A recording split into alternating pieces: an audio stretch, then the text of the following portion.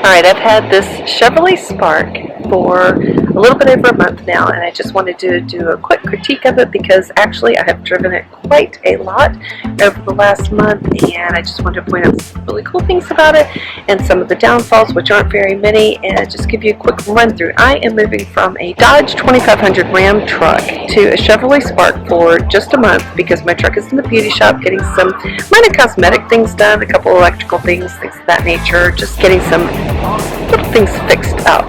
So I have a rental car, so I really had a chance to put some miles on this car and really see what it can do and what it can't do.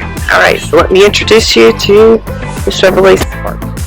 It is a tiny little car.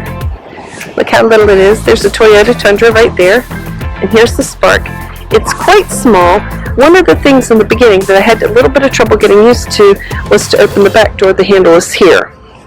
I'll give you a quick run through. There's the door. These are pretty understandable. I wasn't really sure what that meant, so I didn't press it, but I know what the unlock and lock is.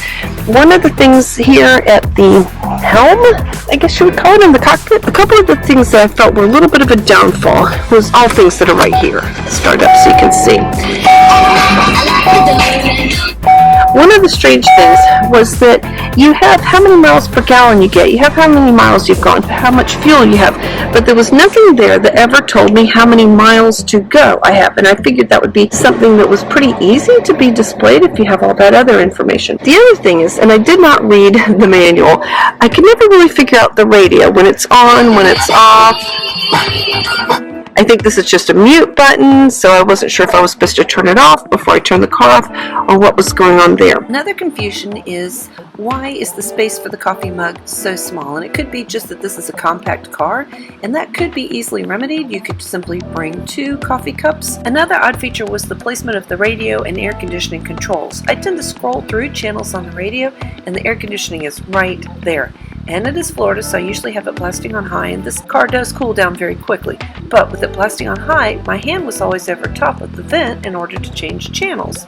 So my hand would be freezing. That means you have to figure out, are you going to turn the air down, change channels, then turn the air back up? Like I said, all of these were very small problems that were very easily overcome. One of the things that was really hilarious was right up here is there's a section that says passenger airbag off, and I fiddled and fiddled and fiddled with it and tried to turn the passenger back on, and I thought, who would choose to have it off? Then I found out that what's actually going on is if there's nobody in the seat next to you, it turns off, and the one time there were 2 of us in the car, it came back on. I have no idea what these are for. I didn't even look. It just, I wasn't worried about what they were for because I wasn't actually using them. If anybody knows, let me know. But this was hilarious. I guess because my car is a 2004 and it doesn't have the ability to turn airbags on and off, I never knew that you could. It does have a nice, right there, you could tell it's a rental car. There's the no smoking sticker. I thought they were pretty snazzy looking gauge index pointers right there. I like that. I like the way the key fob worked. All of it worked pretty darn well. Not a bad little car. Like I said, for the most part, I liked every bit of it. There were only a couple small things that inconvenienced me briefly. I did figure out that this was how you open the hood right here, and the gas was down here, and it is on a funny side of the car. It's on the passenger side of the car instead of the driver, which took a little bit of getting used to. Back side, pretty big. Even has drink holders there. There's a little bit of a latch that you just pick up and you can fold the seats down.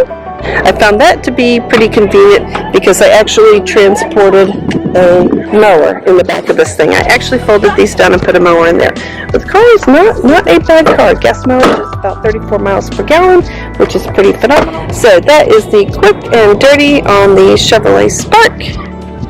Cute little thing. I really enjoyed driving it. I enjoyed having that windshield wiper in the back. That was pretty cool. I enjoyed that it holds about 8 or 10 gallons of fuel and gets 34 miles per gallon. My truck is kind of the opposite. My truck holds about 34 gallons and gets about 18 miles per gallon. It's got kind of like a cute little face in the front. It's got some fancy lights. All in all, it was a good ride. I thought that driving a car this small, I might feel endangered on the highway or unsafe or like maybe people are going to run over me, but I never felt that way. I was really surprised. I thought after driving my enormous truck that I would definitely feel at risk on the highway. I really didn't feel that way, but it is white. It is small. It is low to the ground, but it just seems like a fairly safe car.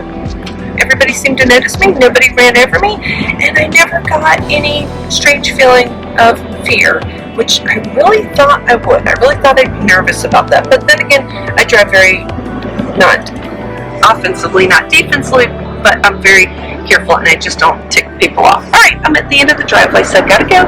In all, I really enjoyed driving this vehicle. It was a nice change. It was something different. I can't wait to get my truck back though. And like I said, the few little tiny things that I wasn't as crazy about in this vehicle really were not all that bad, probably easily overcome. If I had read the owner's manual, I probably would have figured some of them out. And I will tell you, it's got a really nice horn. Nice and loud. I won't press it. Thanks for watching. I hope you found this useful. If I had to consider one of these cars, I definitely would consider it. It is small but mighty. It's got good pickup, probably because it's so light. It cools down fast. It gets fantastic fuel consumption, 34.1 miles per gallon. I would consider one of these if I was in the market for something small like this. Pretty snazzy little car. Thanks for watching. Bye.